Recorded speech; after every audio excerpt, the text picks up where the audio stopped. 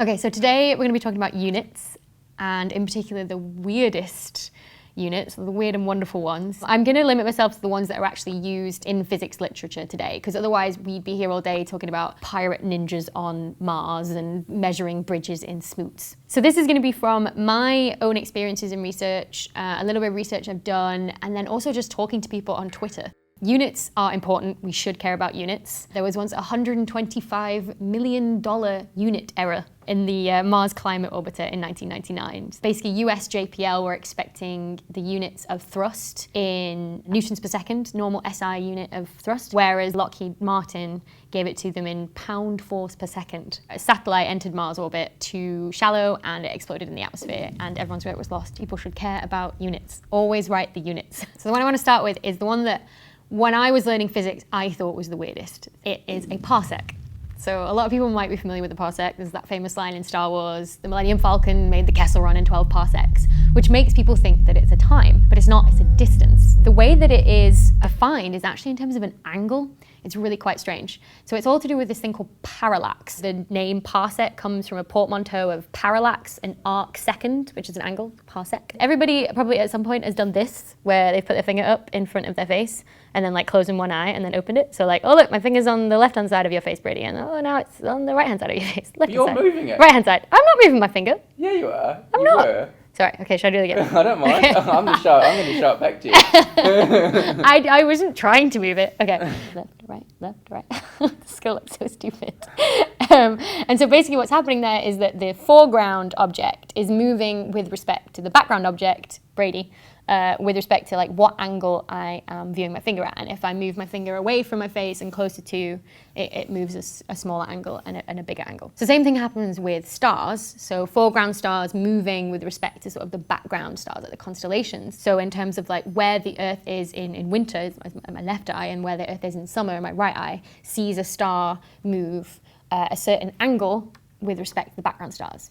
And you work out that that angle actually corresponds to a distance. You use trigonometry and the distance from the Earth to the Sun. So it turns out that a parsec is about 3 × 10⁻16 meters. A parsec is 30 petameters. We don't go around saying things like, you know, that the sun is 5 microparsecs away. It's definitely only used for distances outside the solar system. But the cool thing is it scales really well. So nearby stars are like 10 to 100s of parsecs. Galaxies are kiloparsecs across. Galaxies are separated by megaparsecs. And then the universe itself is gigaparsecs across. This comes from the idea of a Hubble length. You know, what's the distance to the furthest object that we can observe? And that's about 4.5 gigaparsecs. And that's also similar to the Hubble time as well, which is our best estimate for the age of the universe, 14 giga-years.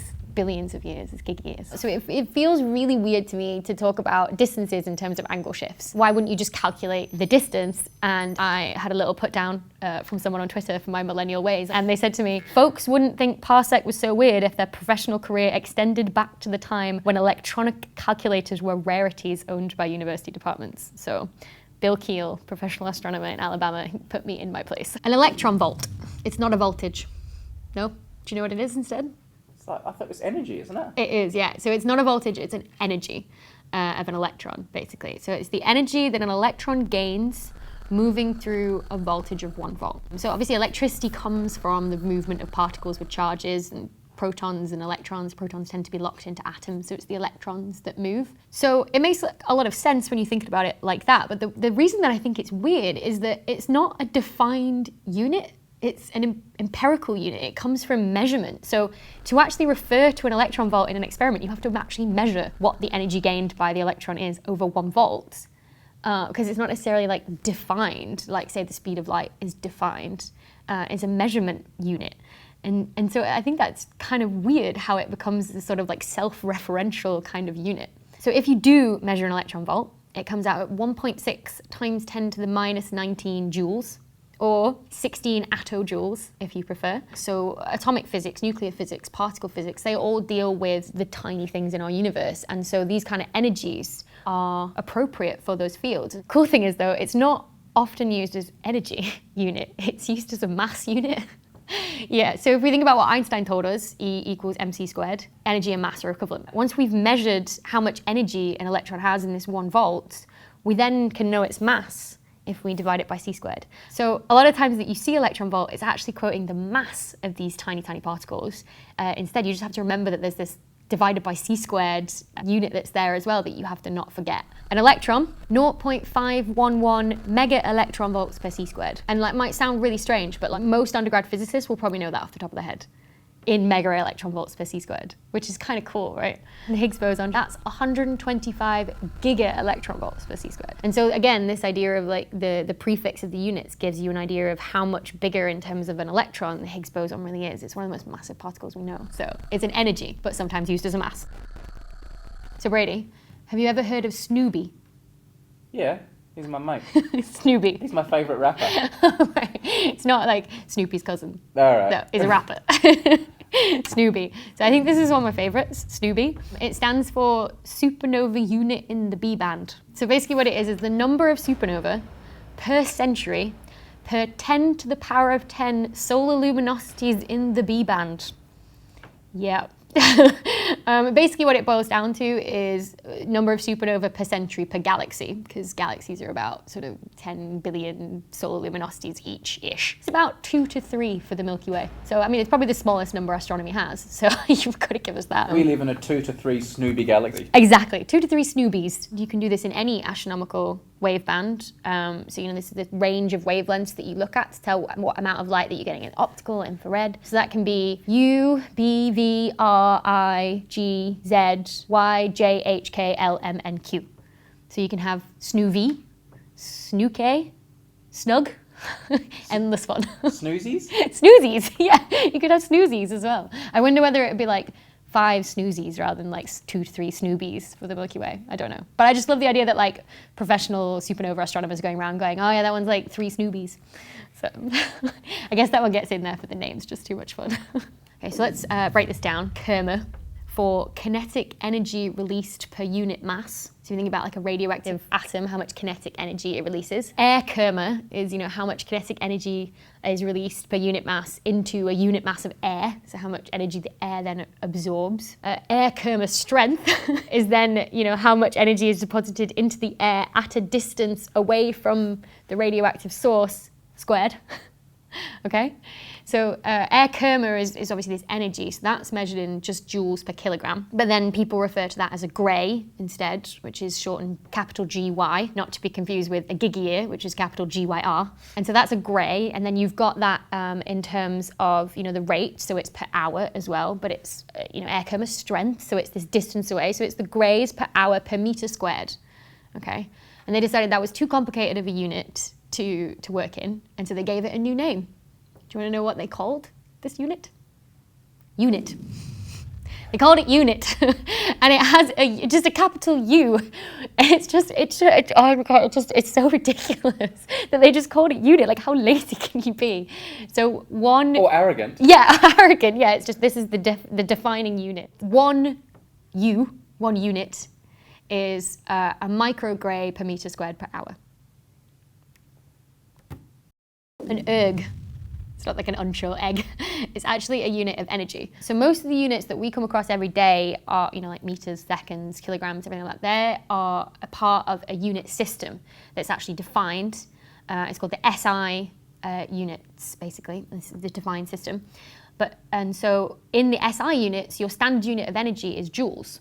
People are quite familiar with that. Instead, you can work in a completely different system of units, which is called CGS, or centimeters grams per second. Okay, and that's your base system that all your units are built of. And the base energy unit in that system is ergs. Okay, this might sound a little bit weird to people, but back at the turn of sort of the century of the 1800s to 1900s, this was the preferred system of units. Maxwell was a big fan of working in CGS, and he wanted that to become adopted across all fields. So this is one of these sort of historical units that was in use then in a lot of areas of physics, because centimeters grams second, when you're thinking about early physics in labs, those are the kind of scales that you're working with, right? You're working with grams of substance across centimeters in terms of seconds, so it made total sense. The thing is, because it's tradition, there are some fields that still use it. Problem is, fields that still use this, it's astronomy, where they're then quoting energies released from black holes at 10 to the 44 ergs per second, and energies released from supernova of 10 to the 51 ergs. It's such a ridiculous unit to now work in. So if you think about energy, we think about maybe calories as well. 1 calorie is 41 giga-ergs. So that'll give you an idea of how small an erg is. And so this is why using it in astronomy is ridiculous, right? So much so that supernova scientists, again, these pesky supernova scientists just inventing units, they decided that most supernova are about 10 to the 51 ergs. So they invented a new unit, which is a pho, which comes from 10 to the 51 ergs. So a pho is 10 to the 51 ergs. And so they'll go around saying, oh yeah, that supernova went off with like 2 pho, or like 3.2 pho. You look so gangster when you say that. It's the only time I've ever looked gangster. Tufo. Tufo. That supernova was Tufo. We're back at astronomy. And I have to say, this one probably got the most hate on Twitter. Like, there are so many frustrated astronomers out there that have to use this unit and they just hate it. The Jansky. And it's used a lot in radio astronomy. So it's all about the flux density that you have from a radio source, how much energy you're actually getting from that radio source per sort of unit angle on the sky. So a Jansky is defined as 10 to the minus 26 watts per square meter per hertz. So you're working in hertz as well, which is the frequency of radiation. You're at the frequency of the radiation. You want to know in terms of like per meter squared, because that's your collecting area of your actual sort of CCD as well. And then your watts is obviously the amount of energy that you're actually getting from it. But you've also had to integrate over the angle that you were on in the sky as well.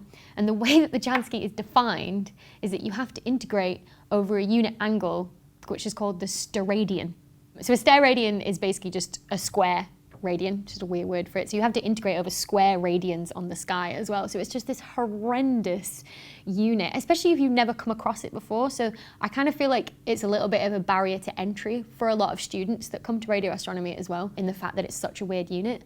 And also just conversion from that unit to units that people are used to working with in like optical studies instead. Like if you want to do like a comparative, you know, I have my source and I've seen it in the optical, but now how much energy does it have in the radio and how does that compare? You obviously have to convert those units to the same unit to be able to compare them, which brings me on to my next unit, which is related, which was called the nanomaggie. I just think of like tiny Maggie Simpson. The nanomaggie, which is about 3.6 times 10 to the minus 6 Janskys, or 3.6 micro Janskys, is what the nanomaggie is defined as. And it comes from sort of your 0 point in the magnitude system that you're working with. This magnitude is like brightness system in astronomy, and it's just this huge mess still.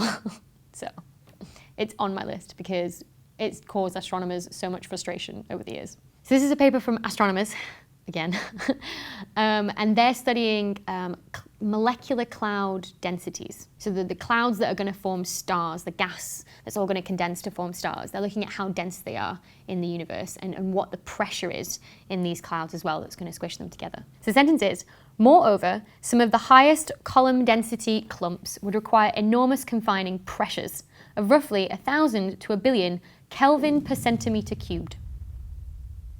So that was a pressure in kelvins per centimeter cubed. Kelvin, a unit of temperature, and centimeter cubed, a unit of volume. So they're quoting pressures in temperatures per volume.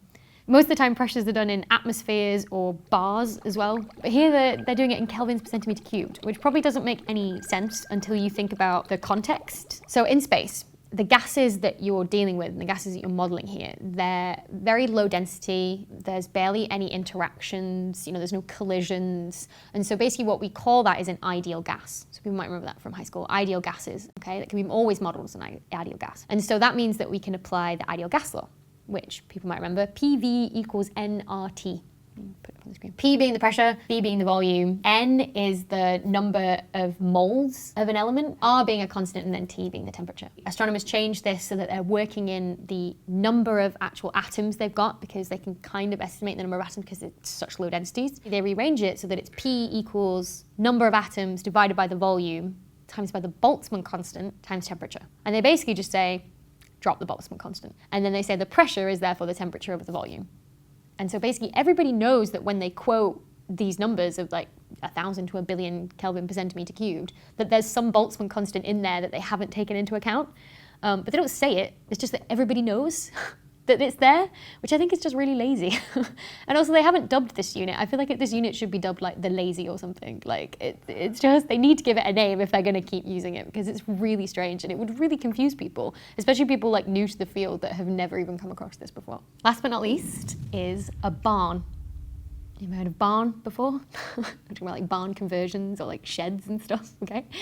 So a barn is used in particle physics all the time. It's a cross-sectional area of a particle, okay? So it's about 100 femtometers squared, it's defined as. So that's 10 to the minus 28 meters squared. And it's about the cross-sectional area of a uranium nucleus. So the reason it's called a barn, it comes from the US expression couldn't hit the broadside of a barn, which means that your aim is terrible, basically. So obviously the idea of particle physics is you're trying to get two particle beams to collide and your aim needs to be good, so you need to be able to hit a barn. And so they talk about, you know, one barn cross-sectional area, or, you know, we got to hit that target within like 0.5 barn.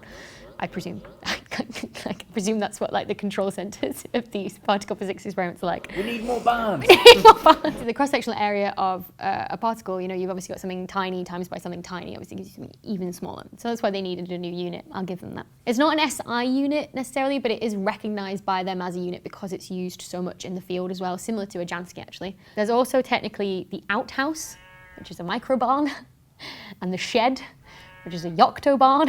The thing that I love about barns is that you basically have a tiny area, okay?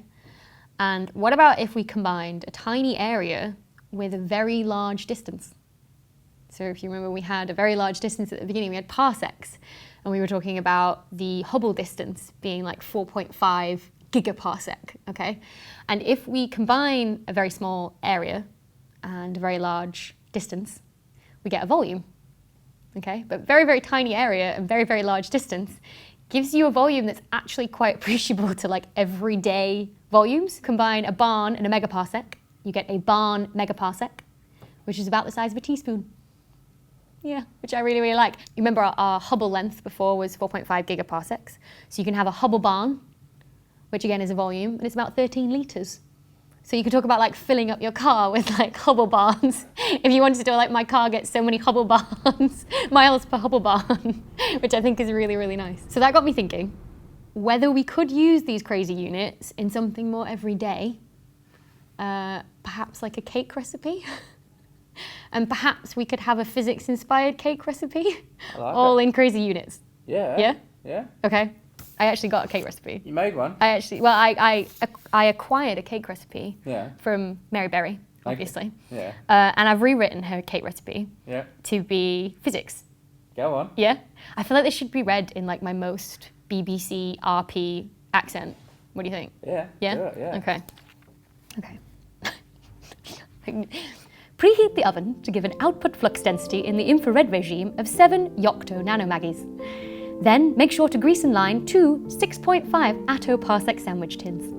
Break 4 eggs, that's eggs, not ergs, into a large mixing bowl. Then mix in 126 giga-yotta electron volts per speed of light squared of both sugar and flour, with 2 barn megaparsecs of baking powder and 0.06 Hubble Barns of butter.